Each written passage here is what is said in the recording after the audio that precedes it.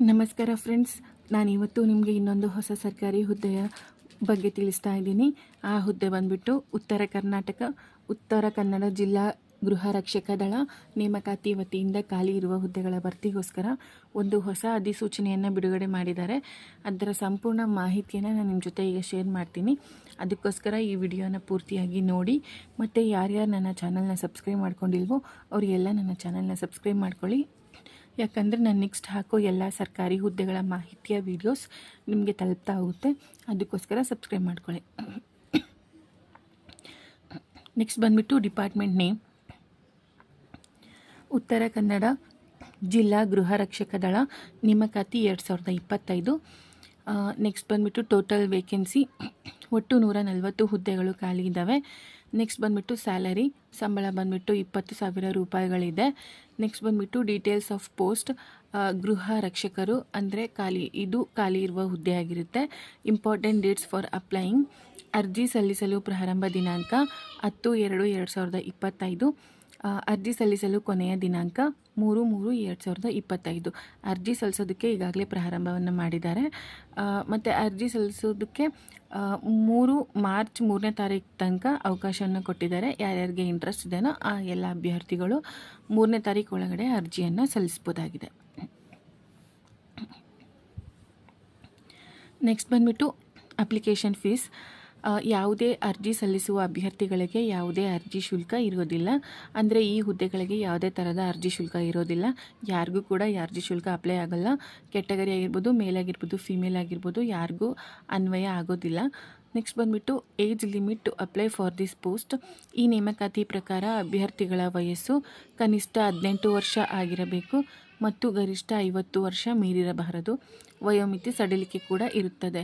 ಅಂದರೆ ಈ ನೇಮಕಾತಿಯಲ್ಲಿ ಇರೋ ಪ್ರಕಾರ 18 ವರ್ಷದಿಂದ 50 ವರ್ಷದ ಒಳಗಿರೋ ಆಸಕ್ತ ಅಭ್ಯರ್ಥಿಗಳು ಈ ಹುದ್ದೆಗಳಿಗೆ ಅರ್ಜಿಯನ್ನು ಸಲ್ಲಿಸ್ಬೋದಾಗಿದೆ.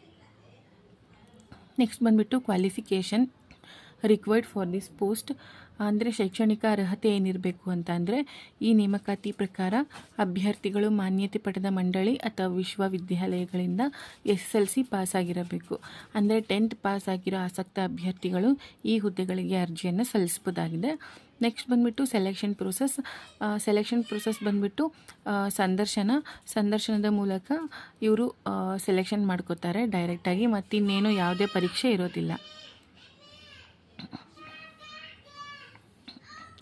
ನೆಕ್ಸ್ಟ್ ಬಂದುಬಿಟ್ಟು how to apply for this post. ಅಂದರೆ ನಾವು ಈ ಹುದ್ದೆಗಳಿಗೆ ಯಾವ ಥರ ಅರ್ಜಿಯನ್ನು ಸಲ್ಲಿಸ್ಬೋದು ಅಂತ ಅಂದರೆ ಈ ನೇಮಕಾತಿ ಬಿಡುಗಡೆ ಮಾಡಿದ ಅಧಿಸೂಚನೆಯನ್ನು ಎಲ್ಲ ಅಭ್ಯರ್ಥಿಗಳು ಒಮ್ಮೆ ಸರಿಯಾಗಿ ಓದಿಕೊಳ್ಳಿ.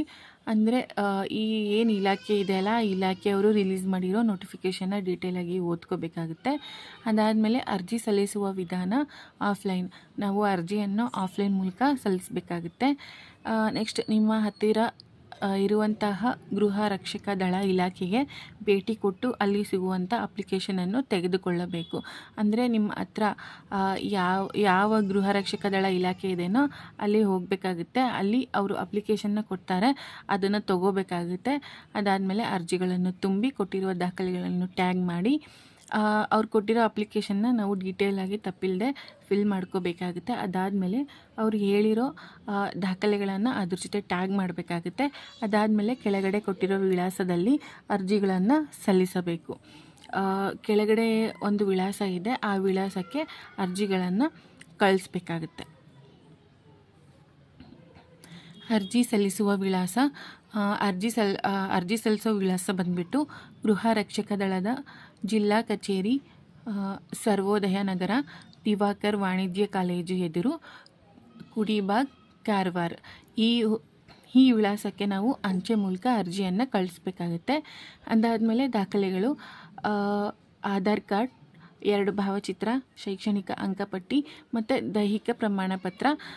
ದೈಹಿಕ ಪ್ರಮಾಣ ಪತ್ರ ಬಂದುಬಿಟ್ಟು ಸರ್ಕಾರಿ ಆಸ್ಪತ್ರೆಯಲ್ಲೇ ಪಡೆದಿರೋ ಪ್ರಮಾಣ ಪತ್ರ ಆಗಿರಬೇಕಾಗುತ್ತೆ. ಇದಿಷ್ಟು ಕೂಡ ಅರ್ಜಿ ಜೊತೆಗೆ ನಾವು ಟ್ಯಾಗ್ ಮಾಡಬೇಕಾಗಿರೋ ದಾಖಲೆಗಳಾಗಿರ್ತವೆ. ಇದಿಷ್ಟು ಕೂಡ ಈ ಹುದ್ದೆಯ ಮಾಹಿತಿಯಾಗಿರುತ್ತೆ. ನೆಕ್ಸ್ಟ್ ನಾನು ನಿಮಗೆ ಇನ್ನೊಂದು ಹೊಸ ಸರ್ಕಾರಿ ಹುದ್ದೆಯ ಮಾಹಿತಿಯ ವಿಡಿಯೋನ ನಿಮ್ಮ ಜೊತೆ ಶೇರ್ ಮಾಡ್ತೀನಿ. Thank you friends.